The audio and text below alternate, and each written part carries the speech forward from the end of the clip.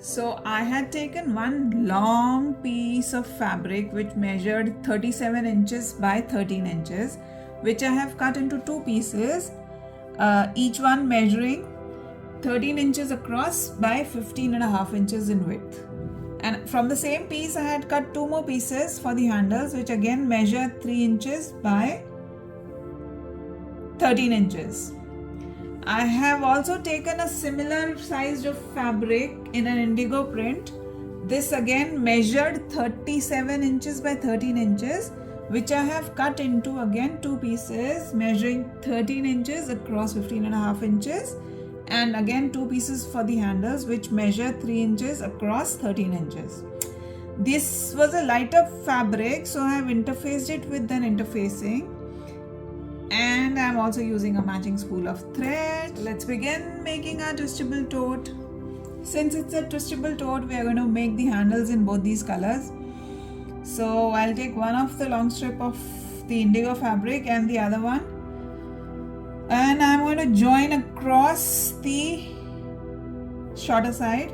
I'm going to do the same for the other handle too. Join the right sides together on the shorter side, and then I'm going to make the handle. So I have given a stitched and joined these two long pieces of fabric for the handle, and now I'm going to give a sleeping stitch over this so that it gets stable. This is what it is after giving a sleeping stitch over on the right side.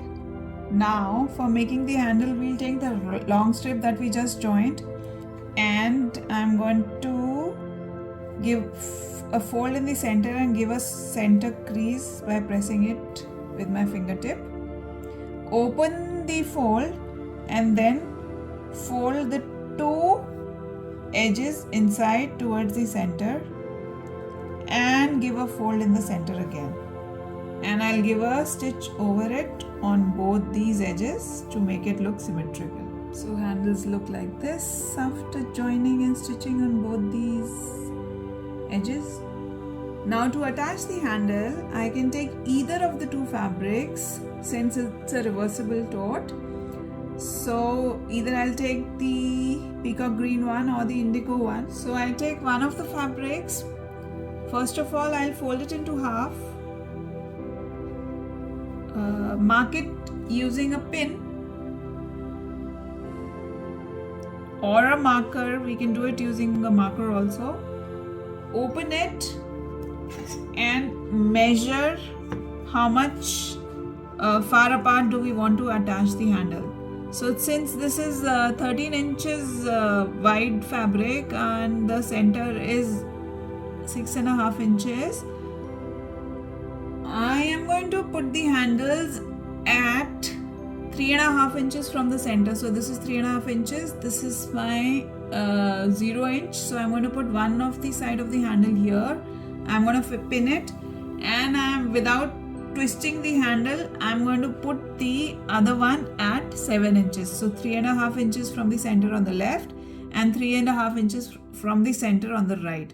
I'm going to pin it.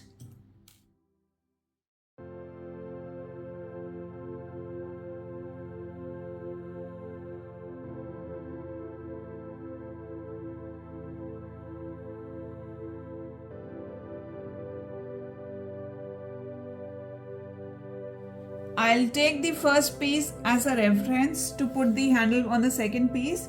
So this is how I put it, and then I'll mark where my handle on the second side should be. So this is the point,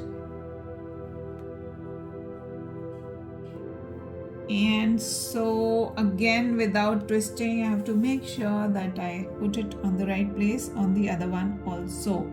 So this is the point. Now both my handles are pinned. What I'm going to do next is I'm going to take the other side of the fabric and I'm going to pin it on the same along with the handles. So it is basically that my handles are sandwiched between the two fabrics, fabric 1 and fabric 2, and making sure that the right sides of both these fabrics are together. So I'm going to pin this also. So handle sandwiched between the two fabrics, fabric 1 and fabric 2.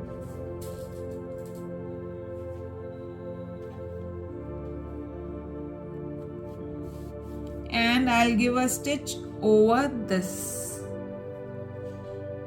Let me do that for both the sides and then I'll show you how it turns out to be. One of the side, I'll make sure that I leave a gap of about 3 to 4 inches without stitching. So after giving a stitch over and sandwiching the handles in between, this is how it looks like.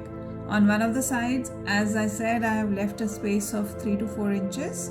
So this is what it is. This is going to help me in twisting the back to the right side once it's all done. This is how the handles have got attached on the two fabric pieces.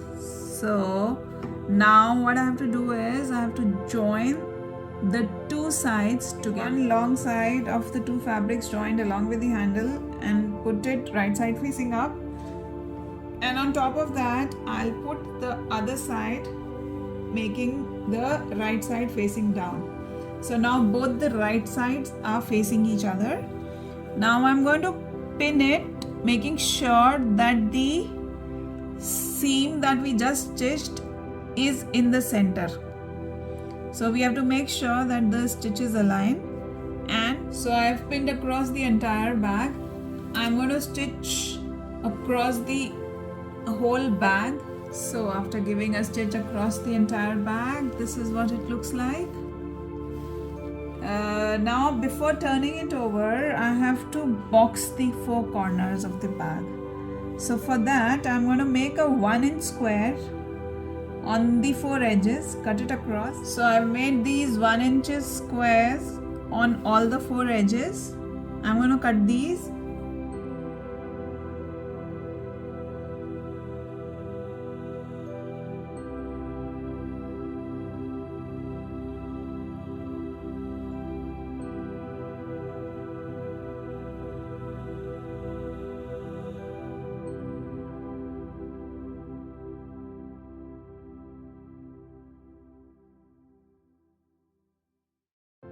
So after giving a stitch on the boxed corners, this is how the 4 corners look. We are just left with twisting it over to the right side. Let's do that.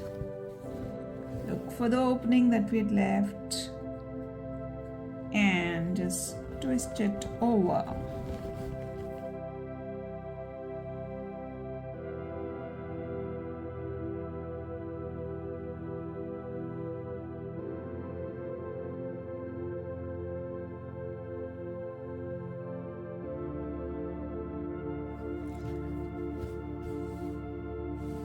Now we are only left with giving a top stitch on the top of the bag. So it's ready, the tote with a twist. This is one side. Lovely handles, lovely looking corners. And I twist it over to the other side whenever I'm bored of the first look. Again, beautifully boxed corners and a lovely looking bag on the other side too. Do try it once and see for yourself how satisfying it is to use your own created stuff. Thank you.